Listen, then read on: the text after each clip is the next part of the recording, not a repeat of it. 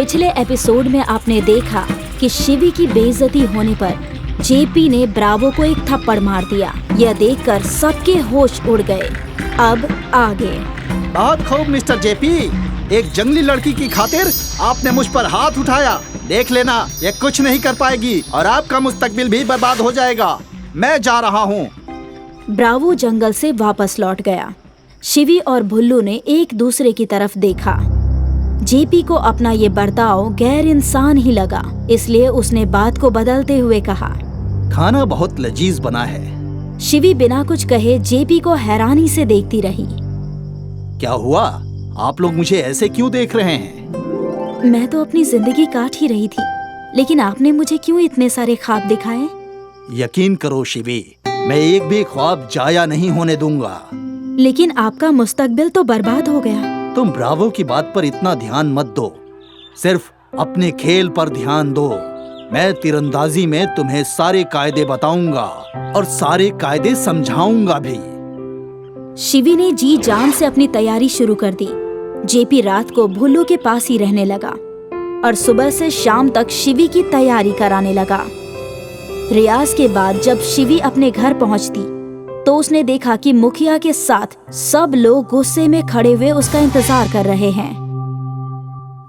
क्या हुआ? सब खैरियत तो है ना?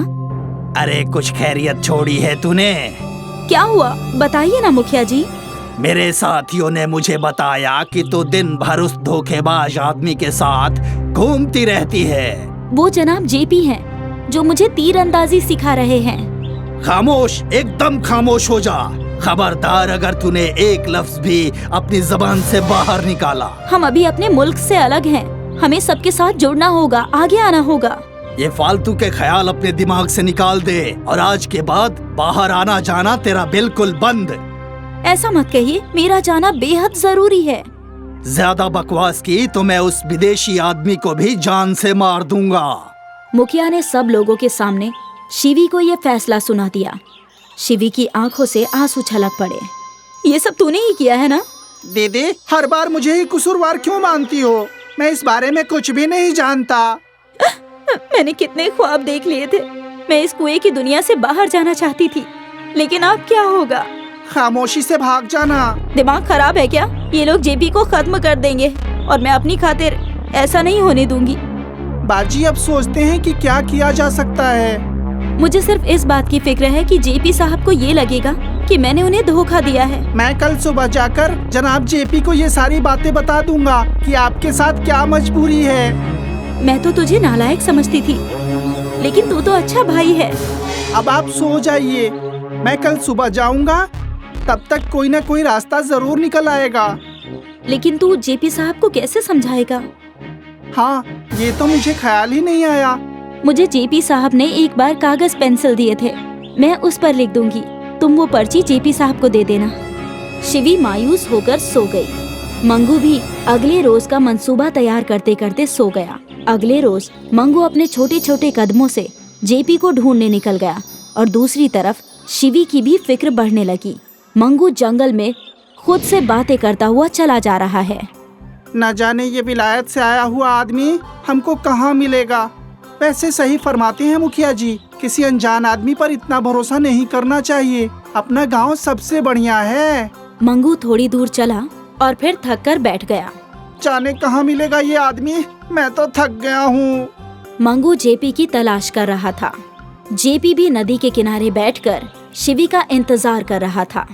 आज शिवी कहाँ रह गई? रोज तो वक्त से पहले आ जाती थी, लेकिन आज कुछ अता पता ही नहीं है। वो कहीं किसी परेशानी में तो नहीं है? मुझे जंगल में जाकर पता करना होगा। जेपी भी शिवी की तलाश करने निकल गया और मंगू भी जेपी की तलाश कर रहा था। और तभी रास्ते में दोनों एक दूसरे से टकरा गए। मंगू, मंगू, ओहो, तुझे तो मेरी बात भी समझ में नहीं आएगी। अरे मैं अपनी बात इसको कैसे समझाऊं? अरे हाँ, बाजी ने एक पर्ची दी थी, वो इसे दे देता हूँ। मंगू ने फटाफट जेब से पर्ची निकाली और जेपी को थमा दी। जेपी पर्ची खोलकर पढ़ने लगा। मुझे मुखिया ने रोक लिया है और अब मेरा बाहर जाना बंद है। मैं बाहर नहीं आ सकती। सभी ख्वाब ख्वाब ही रह गए। जेपी साहब, आप वापस चले जाइए। मुझे माफ कर दीजिएगा। जेपी ने मंगू को जाने का इशारा किया। मंगू अपने घर की तरफ रवाना हो गया और जेपी भुल्लू के पास पहुंचा। क्या हुआ जेपी, आज अकेले और मायूस दिख रहे हो? उन्होंने शिवी पर पाबंदी लगा दी है। सारी मेहनत और ख्वाब मिट्टी में मिल गए। इन लोगों के बारे में मैंने तुम्हें पहले ही आगाह किया था। तुम जानते हो मैं सब लोगों से अलग क्यों रहता हूँ, क्योंकि इन लोगों को मेरा यहाँ से जाना सही नहीं लगा। अच्छा। हाँ, मुझे माशरे से अलग कर दिया गया। लेकिन मैं शिवी को यहाँ से जरूर निकाल कर रहूंगा। मैं जा रहा हूँ। वो लोग इतने समझदार नहीं हैं, तुम्हें मार देंगे। वहाँ मत जाओ। भुल्लू ने जेपी को बहुत रोका, लेकिन वो नहीं रुका। जेपी गुस्से में शिवी के गांव पहुंच गया। मुखिया की नजर जेपी पर पड़ी। उसने शोर मचाकर बाकी के लोगों को इकट्ठा किया। शोर सुनकर शिवी बाहर आ गई और जेपी छुप गया था। वो विलायती आदमी यहाँ फिर से आ गया है। उसको जिंदा नहीं छोड़ना। वो लोग जेपी को खोजते रहे, लेकिन जेपी उनसे बचकर शिवी के पास पहुंच गया। अरे आप यहाँ क्यों आए? ये लोग आपको खत्म कर देंगे। अगर तुम्हें अपने ख्वाब प्यारे हैं तो चुपचाप मेरे साथ चलो। मैं कैसे सब कुछ छोड़कर जा सकती हूँ? जब कुछ बड़ा कर लोगी तो ये लोग तुम्हें अपना लेंगे। अब ज्यादा मत सोचो। जेपी और शिवी वहाँ से भाग निकले। तभी मुखिया की नजर उन दोनों पर पड़ गई और सभी लोग उन दोनों के पीछे दौड़ने लगे और तीर चलाने लगे, लेकिन हर बार उनका निशाना चूक जाता था। तेज भागो शिवी, तेज। जेपी और शिवी दोनों सबकी नजरों से बचते बचाते एक महफूज जगह पर छुप गए और बाकी लोग उनकी तलाश करते रहे। दोनों चुपचाप बैठे थे। तभी शिवी के मुंह से निकला, तुम यहाँ? ये देखकर दोनों हैरत अंगेज हो गए। कहानी जारी रहेगी। पिछले एपिसोड में आपने देखा कि शिवी की बेइज्जती होने पर जेपी ने ब्रावो को एक थप्पड़ मार दिया। यह देखकर सबके होश उड़ गए। अब आगे। बहुत खूब मिस्टर जेपी, एक जंगली लड़की की खातिर आपने मुझ पर हाथ उठाया। देख लेना, ये कुछ नहीं कर पाएगी और आपका मुस्तकबिल भी बर्बाद हो जाएगा। मैं जा रहा हूँ। ब्रावो जंगल से वापस लौट गया।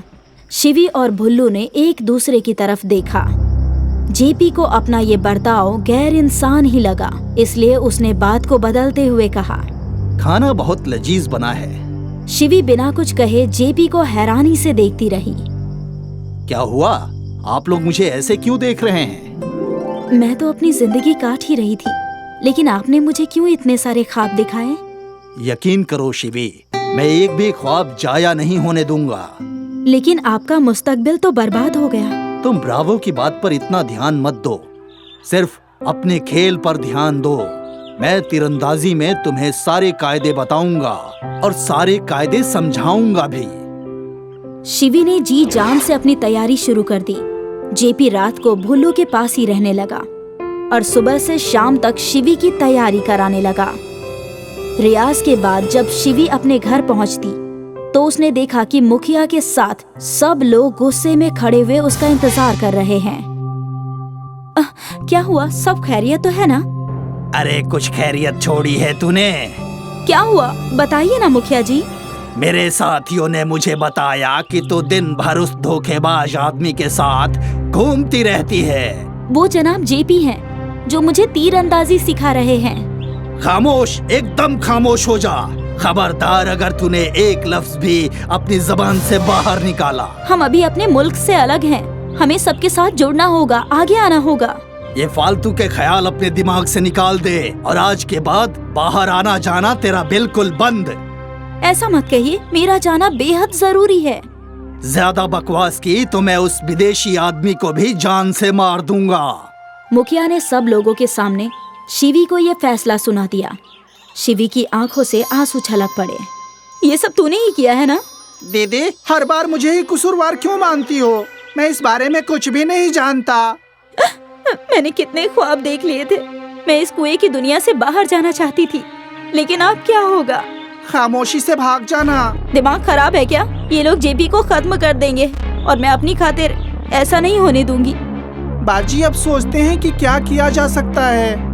मुझे सिर्फ इस बात की फिक्र है कि जेपी साहब को ये लगेगा कि मैंने उन्हें धोखा दिया है। मैं कल सुबह जाकर जनाब जेपी को ये सारी बातें बता दूंगा कि आपके साथ क्या मजबूरी है। मैं तो तुझे नालायक समझती थी, लेकिन तू तो अच्छा भाई है। अब आप सो जाइए, मैं कल सुबह जाऊंगा, तब तक कोई ना कोई रास्ता जरूर निकल आएगा। लेकिन तू जेपी साहब को कैसे समझाएगा? हाँ, ये तो मुझे ख्याल ही नहीं आया। मुझे जेपी साहब ने एक बार कागज पेंसिल दिए थे, मैं उस पर लिख दूंगी, तुम वो पर्ची जेपी साहब को दे देना। शिवी मायूस होकर सो गई। मंगू भी अगले रोज का मंसूबा तैयार करते करते सो गया। अगले रोज मंगू अपने छोटे छोटे कदमों से जेपी को ढूंढने निकल गया और दूसरी तरफ शिवी की भी फिक्र बढ़ने लगी। मंगू जंगल में खुद से बातें करता हुआ चला जा रहा है। न जाने ये विलायत से आया हुआ आदमी हमको कहाँ मिलेगा। वैसे सही फरमाते हैं मुखिया जी, किसी अनजान आदमी पर इतना भरोसा नहीं करना चाहिए। अपना गांव सबसे बढ़िया है। मंगू थोड़ी दूर चला और फिर थक कर बैठ गया। जाने कहाँ मिलेगा ये आदमी, मैं तो थक गया हूँ। मंगू जेपी की तलाश कर रहा था। जेपी भी नदी के किनारे बैठकर शिवी का इंतजार कर रहा था। आज शिवी कहाँ रह गई? रोज तो वक्त से पहले आ जाती थी, लेकिन आज कुछ अता पता ही नहीं है। वो कहीं किसी परेशानी में तो नहीं है। मुझे जंगल में जाकर पता करना होगा। जेपी भी शिवी की तलाश करने निकल गया और मंगू भी जेपी की तलाश कर रहा था। और तभी रास्ते में दोनों एक दूसरे से टकरा गए। मंगू, मंगू, ओहो, तुझे तो मेरी बात भी समझ में नहीं आएगी। अरे मैं अपनी बात इसको कैसे समझाऊं? अरे हाँ, बाजी ने एक पर्ची दी थी, वो इसे दे देता हूँ। मंगू ने फटाफट जेब से पर्ची निकाली और जेपी को थमा दी। जेपी पर्ची खोलकर पढ़ने लगा। मुझे मुखिया ने रोक लिया है और अब मेरा बाहर जाना बंद है। मैं बाहर नहीं आ सकती। सभी ख्वाब ख्वाब ही रह गए। जेपी साहब, आप वापस चले जाइए, मुझे माफ कर दीजिएगा। जेपी ने मंगू को जाने का इशारा किया। मंगू अपने घर की तरफ रवाना हो गया और जेपी भुल्लू के पास पहुंचा। क्या हुआ जेपी, आज अकेले और मायूस दिख रहे हो? उन्होंने शिवी पर पाबंदी लगा दी है। सारी मेहनत और ख्वाब मिट्टी में मिल गए। इन लोगों के बारे में मैंने तुम्हें पहले ही आगाह किया था। तुम जानते हो मैं सब लोगों से अलग क्यों रहता हूँ, क्योंकि इन लोगों को मेरा यहाँ से जाना सही नहीं लगा। अच्छा। हाँ, मुझे माशरे से अलग कर दिया गया। लेकिन मैं शिवी को यहाँ से जरूर निकाल कर रहूंगा। मैं जा रहा हूँ। वो लोग इतने समझदार नहीं हैं, तुम्हें मार देंगे। वहाँ मत जाओ। भुल्लू ने जेपी को बहुत रोका, लेकिन वो नहीं रुका। जेपी गुस्से में शिवी के गांव पहुंच गया। मुखिया की नजर जेपी पर पड़ी। उसने शोर मचाकर बाकी के लोगों को इकट्ठा किया। शोर सुनकर शिवी बाहर आ गई और जेपी छुप गया था। वो विलायती आदमी यहाँ फिर से आ गया है। उसको जिंदा नहीं छोड़ना। वो लोग जेपी को खोजते रहे, लेकिन जेपी उनसे बचकर शिवी के पास पहुंच गया। अरे आप यहाँ क्यों आए? ये लोग आपको खत्म कर देंगे। अगर तुम्हें अपने ख्वाब प्यारे हैं तो चुपचाप मेरे साथ चलो। मैं कैसे सब कुछ छोड़कर जा सकती हूँ? जब कुछ बड़ा कर लोगी तो ये लोग तुम्हें अपना लेंगे। अब ज्यादा मत सोचो। जेपी और शिवी वहाँ से भाग निकले। तभी मुखिया की नजर उन दोनों पर पड़ गई और सभी लोग उन दोनों के पीछे दौड़ने लगे और तीर चलाने लगे, लेकिन हर बार उनका निशाना चूक जाता था। तेज भागो शिवी, तेज। जेपी और शिवी दोनों सबकी नजरों से बचते बचाते एक महफूज जगह पर छुप गए और बाकी लोग उनकी तलाश करते रहे। दोनों चुपचाप बैठे थे। तभी शिवी के मुंह से निकला, तुम यहाँ? ये देखकर दोनों हैरत अंगेज हो गए। कहानी जारी रहेगी।